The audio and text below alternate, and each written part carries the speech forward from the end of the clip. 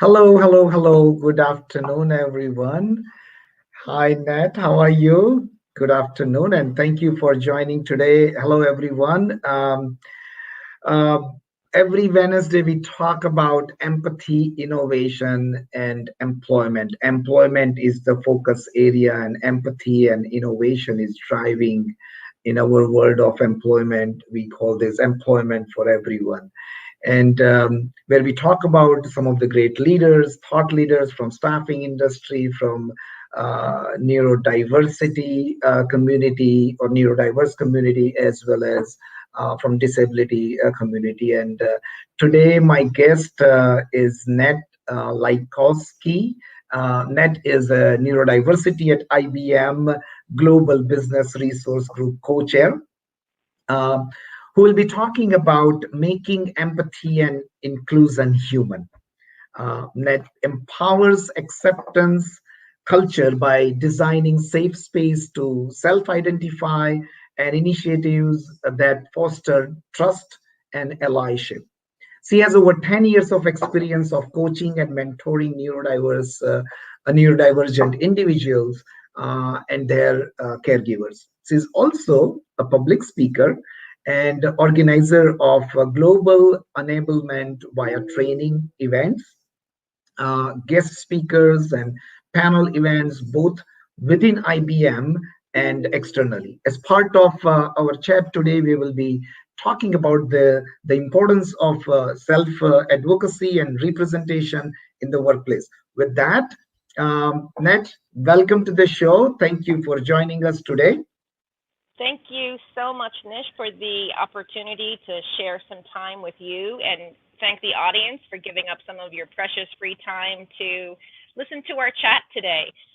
So, And so before we get into chat, Nat, I know today is a very special day at IBM, 110th anniversary, and I know you have been working at IBM for over 26 years. So that's like almost 25% of this amazing history of IBM. And with that, if it is okay with you, I would love to. I know you have shared this video which you have, you and IBM and your team has put together. Just amazing, amazing rich story and history of IBM and neurodiversity at IBM. Is that okay? We share the video with the absolutely, viewer. absolutely, Great, and we can put the link in the chat as well, for people great, to look after. excellent.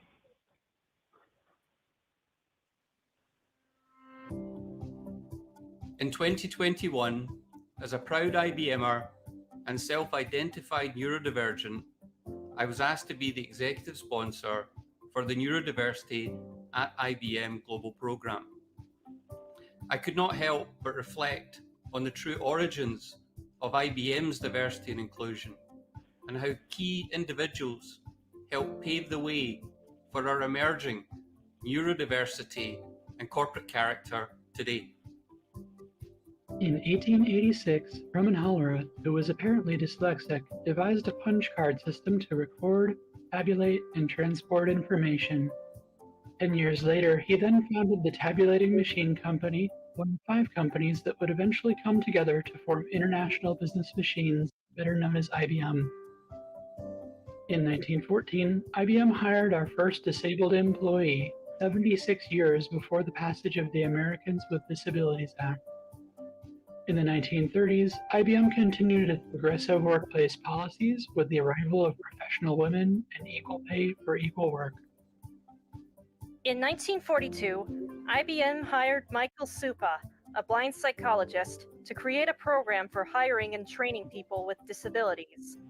In 1953, Thomas J. Watson Jr. established a policy of hiring people without regard to race, color, or creed, making IBM the first U.S. corporation to issue such a mandate. In the following years, this non-discrimination policy would be expanded to include all areas of diversity and inclusion. Fast forward to 2015, Paul Austin in New York created the Autism as a Scale Business Resource Group, and then joined forces with Andrew Williams from Australia to begin brainstorming on a new hiring program to target neurodivergent professionals.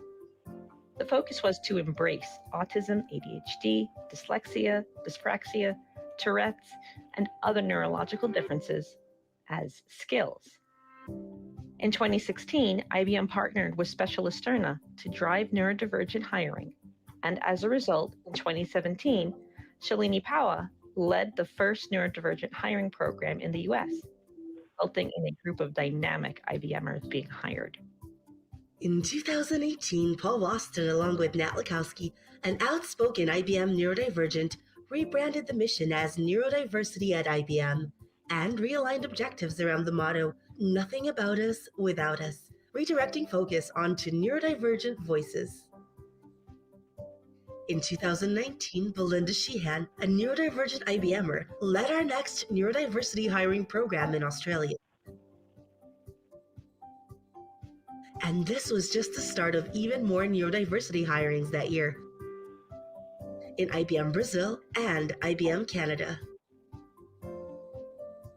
In 2019, key IBM autistics Bill Dush and Megan Roddy established the Autistic Task Force within IBM. This created a safe and confidential space for autistic IBMers to rally and develop autistic-related initiatives. An IBM Actually Neurodivergent Task Force was created the following year for the broader neurodivergent community. Yves Vuillet, our global disability and inclusion leader, led the deployment of the new Neurodivergent Education Bundle, Neurodiversity 101. Later in 2019, Andrew Williams pitched a global engagement case with the People with Disabilities executive sponsor at IBM headquarters in Armour, who approved this global neurodiversity IBM expansion plan. As a result, in 2020, Diane Delaney would lead a new, globally aligned neurodiversity at IBM program that we believe would move us from awareness to acceptance and finally to advancement. Build upon the following three key components: enablement of all employees, enhancing our processes and tools to be more inclusive, and hiring neurodivergent talent. And in 2020, Diane Delaney, the Neurodivergent Global Program Manager, worked to get the Neurodiversity Ally Badge approved. This led to the enablement of thousands of IBM employees on the benefits of neurodiversity inclusion and engagement. But the real story about neurodiversity in IBM is coming from the neurodivergent voices, which are now being heard strongly across the whole of IBM. Starting with Herman Hollerith 135 years ago, and now with IBMers like Ingrid, Belinda, Autumn, Joshua, Nat and Sam, who all have unique perspectives and incredible enthusiasm. The future of neurodivergence is bright as a result of our movement towards acceptance of all neurodivergent people and increased understanding and awareness.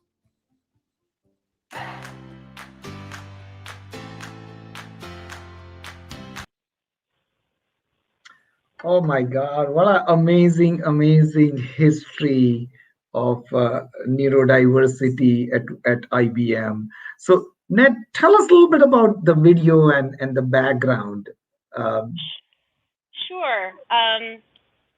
This is actually a series, there's a playlist of videos and storytelling out available to help spread information and what we're doing, and really to highlight the voices of neurodivergent IBMers. And it's really been empowering. We're getting more people to come out, and I use that term specifically because it's very similar to coming out as, somebody in the LGBT community. This is something you can't see, so you have to rely on the person to self-identify. Yeah. And we can go through that. I'm not the only one.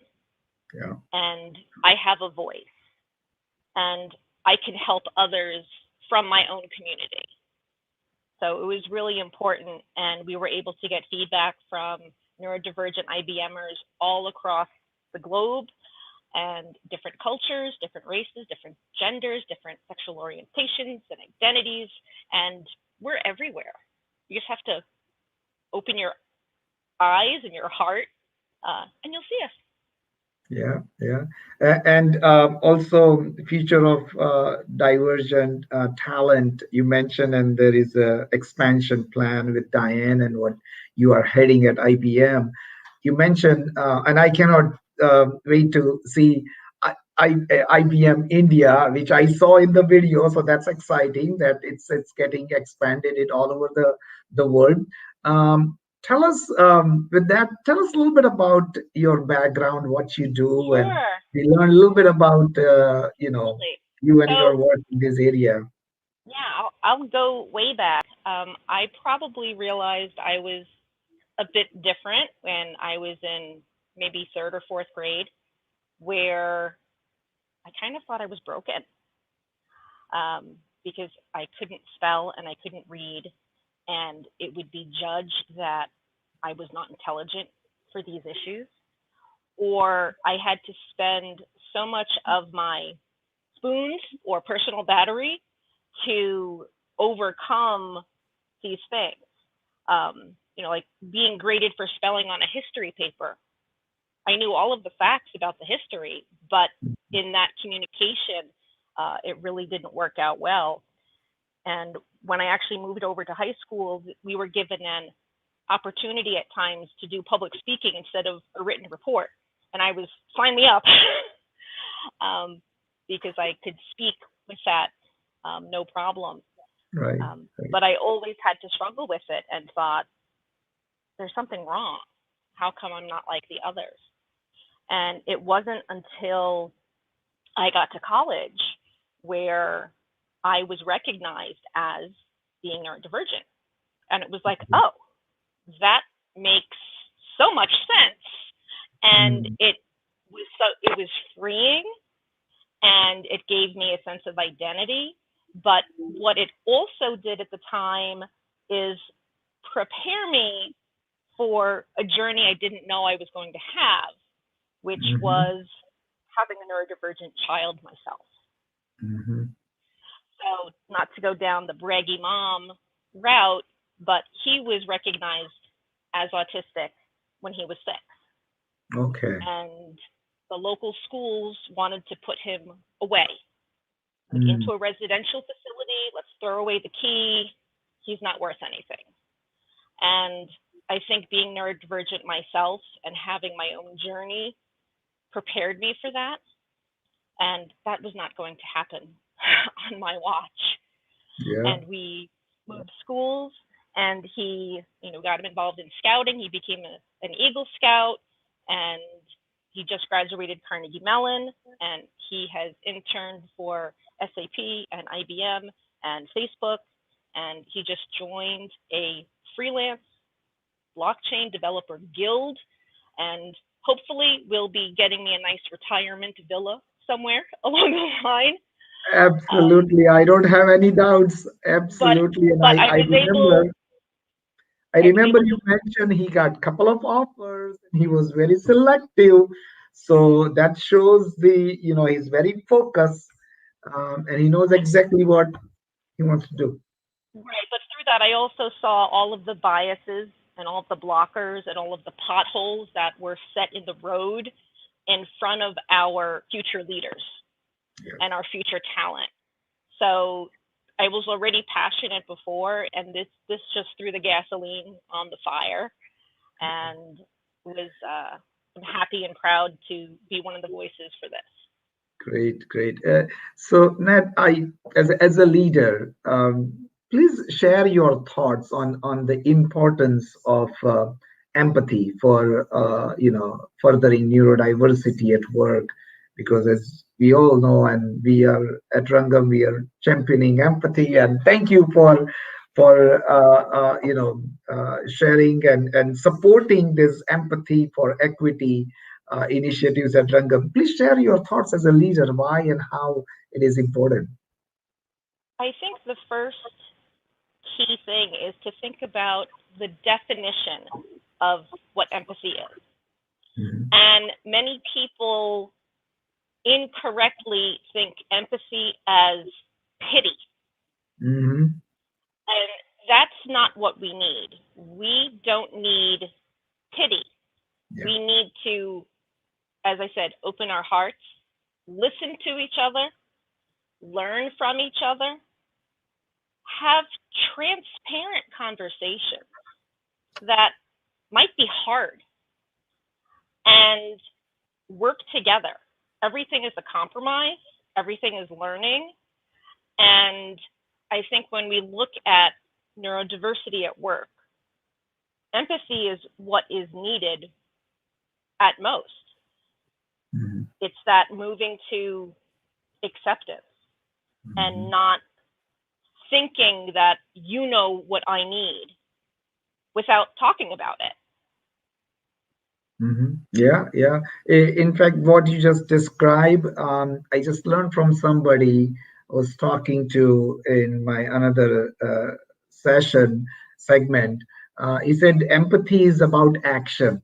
Sympathy is just talking. Empathy is action. And that's exactly what you just described. And thank you for sharing your thoughts. In recent article, I know we have we've been talking, and I've been looking at some of your work at IBM. In your recent article, you talked about the path to empowering actionable acceptance. So that's action is very much tied. Please tell us something about this, and also how employers can implement this. My brain is buffering. You'll have to give me a moment. Welcome to working with a neurodivergent. No, please take your time. So the path to actionable acceptance, and I love words that start with the same letter, so I love my A's. It's a journey, and everyone needs to start someplace. And if you're afraid to start or afraid to make a mistake, you're never going to get anywhere. So it's working through those steps. And the key to acceptance is really representation and looking to break stereotypes, where, as if I might say my son or someone is autistic, they may instantly think about the media and what you see on TV, which could be Sheldon from Big Bang Theory, who is a white male, who is really good in science or IT, who is socially awkward and prefers not to interact socially with a lot of people, and may be happy to stay at home or write hours and hours of code. Mm-hmm. But it also may be a Black trans accountant, or it may be the statistics of neurodiversity globally, it's 1 in 20 people are neurodivergent. Mm-hmm. And that crosses all gender, all race, all ethnicity, all sexual orientation, identification. It's everywhere. But the problem there are the biases, where a lot of exams or evaluations that were developed to see if you can get a diagnosis, which I'll talk about in a minute, even language, were designed for white 8-year-old schoolboys. So you have gender bias, you have age bias, you have all of these things in place that if you don't get that diagnosis, then you're blocked from treatments, from therapy, from things that will help you succeed and help remove the friction that you might encounter going down this road. Mm-hmm. And a lot of what neurodivergents need is just what we all need as humans. Sometimes it's just as simple as opening your heart, which leads back to our empathy. Yeah, no, absolutely. And breaking biases and representation is is very important. And also you mentioned it's a journey. It's a journey, and it's a journey. How as and I we saw that in the video at IBM, how that program has been a journey too, and how you have been expanding the program truly globally is ongoing journey. So in our Not only mine, there's a whole no, team. no, absolutely, absolutely. What I meant is you are part of the team at IBM, absolutely. And in past conversation, this is something which I have learned from you, and I have received some suggestions from Diane also, and I thank you for all the advice we are getting as ally and as part of the community. In past conversation about the language choices that the community uses for from identify first to condition first, you said a well-intentional ally can be very hurtful. Can you please share with us all what that means? Absolutely. And I think all of these, or what I'm going to go through, is for any identity, whether it is that race, it's just another chapter in that diversity story. In neurodiversity, we're trying to move to a social model and not a medical model. So with all of that intention, language and symbols are very important. Identity first is what is preferred by the majority of the neurodivergent community. Now, that being said, if you meet a neurodivergent who says, I prefer to be called this, then you have to respect that.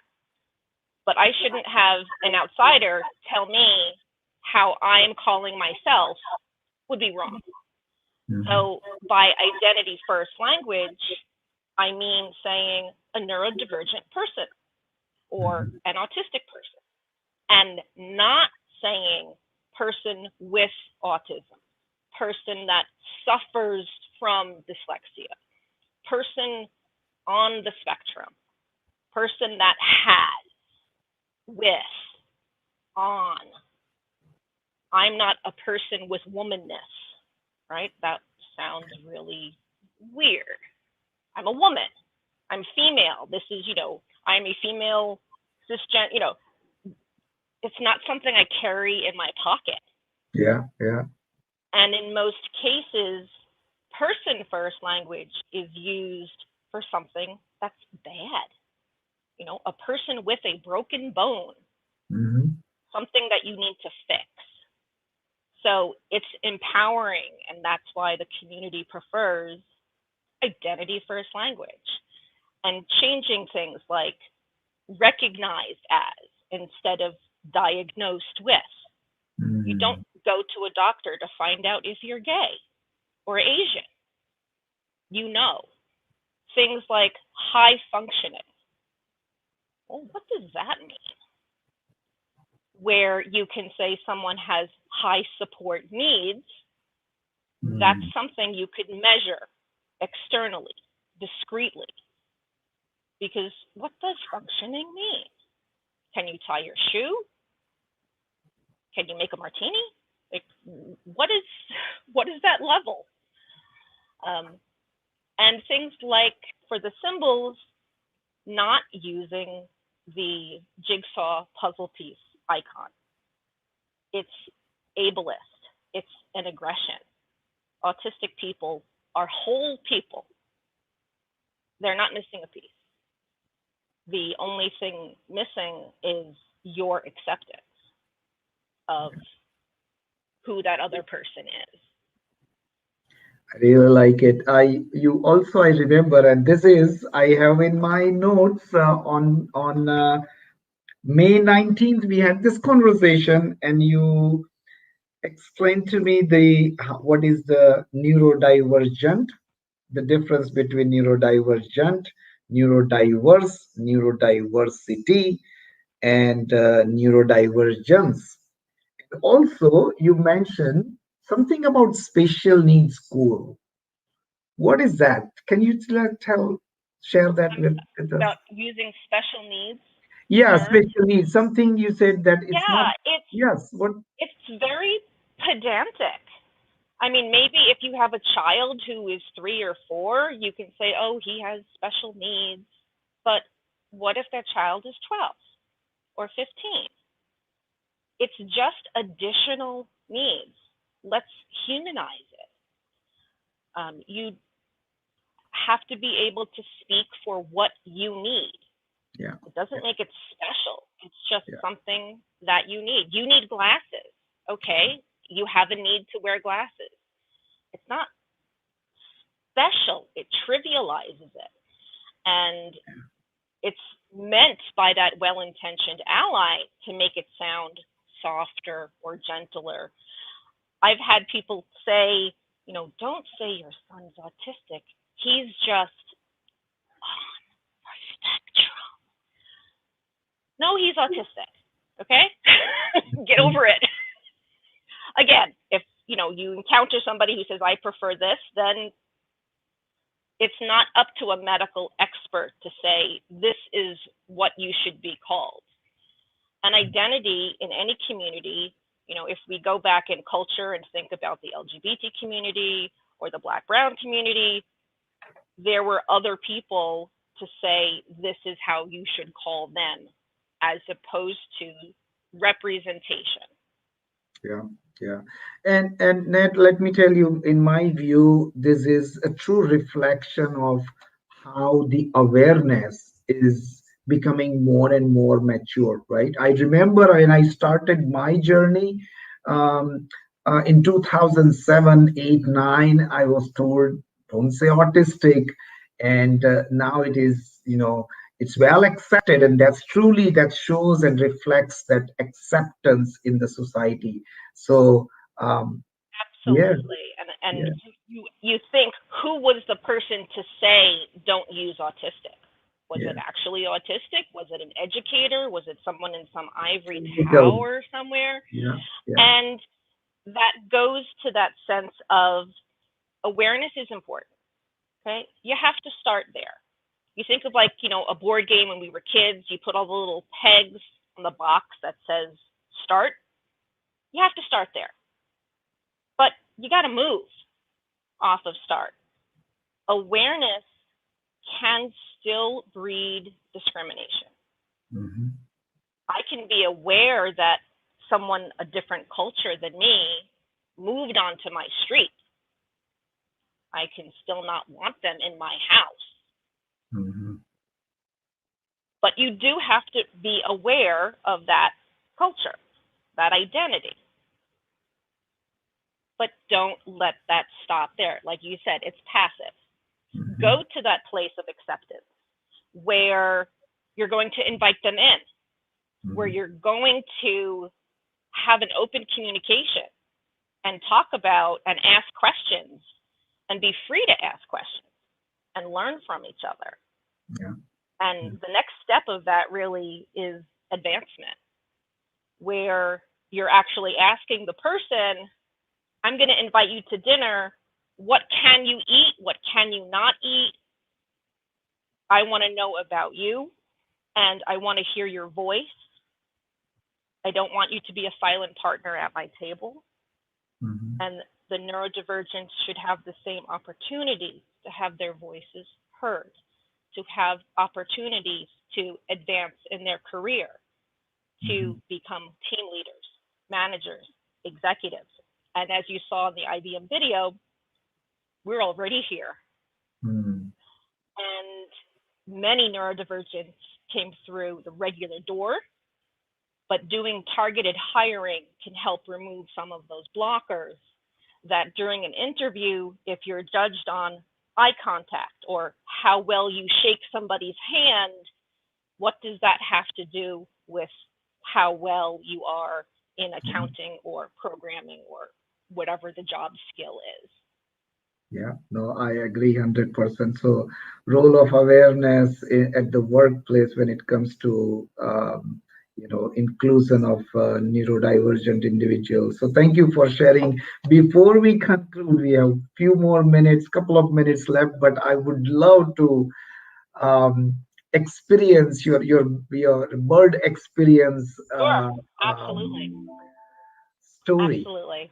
Yes. So this is, I do neurodiversity and acceptance training in all ages. I'm very active with the Boy Scouts of America, and I use this example with children, but it goes across all cultures.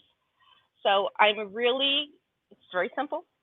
I want everyone to close their eyes for a moment and just think of a bird, what it looks like, how it eats, how it moves. And if you even want, you can type your bird, what you're thinking of into the chat. We could have a little interaction here. Make me not feel like that we're alone. So let's see if anybody will type in what bird they're looking at. Or Nish, I'll ask you, what bird are you thinking of? Parrot. A parrot. So the bird that I am thinking of is a penguin. Mm. It doesn't fly, and there's nothing wrong with that. Yeah. It uses its wings for swimming. It has super strength to survive the harsh Antarctic. It can raise its young with no nest. It is so smart that when a storm comes, the flock comes together to keep itself warm. But it's not broken. If you move that penguin into the desert, it will not do well because it was not designed for that environment. Mm-hmm. So whether you're a penguin or one of my scouts said also an ostrich, because another bird that doesn't fly. Yeah. We are all on this planet together, and we all have different strengths. Yeah. And we're meant to do different things. And there's beauty in all of that. Yeah. So that is making empathy and inclusion humanly, right? When we talk about neurodiversity and neurodivergent talent. Nat, I would love to continue this conversation. If it's okay with you, I would love to invite you for part 2 so that we can continue this conversation. It's a great learning for me and the entire team at Rangam as we are talking about neurodiversity at work. And every conversation I'm having with you, I've learned something new. So thank you. And I also invite, I'm on LinkedIn, so feel free to reach out. One of my favorite topics other than scouting and gardening, so you're going to get one of those 3 if we chat, or maybe all 3. But happy to keep this conversation going and just ask the questions. Yeah, so gardening is, I can see that right in your background, which I always admire, that beautiful background and live plants behind you. So yeah, so thank you. Plants are easier than people. That's true. That's right. So thank you again, Annette. Thank you, everyone, for joining us today. Thank you, Melinda, for doing amazing work and delivering the message and translating our conversation. And we will continue this conversation on empathy, innovation, and employment. Thank you again, all the viewers who joined, and have a safe remaining of the day and week, and stay healthy. Take care. Thank you, Nat. Bye-bye.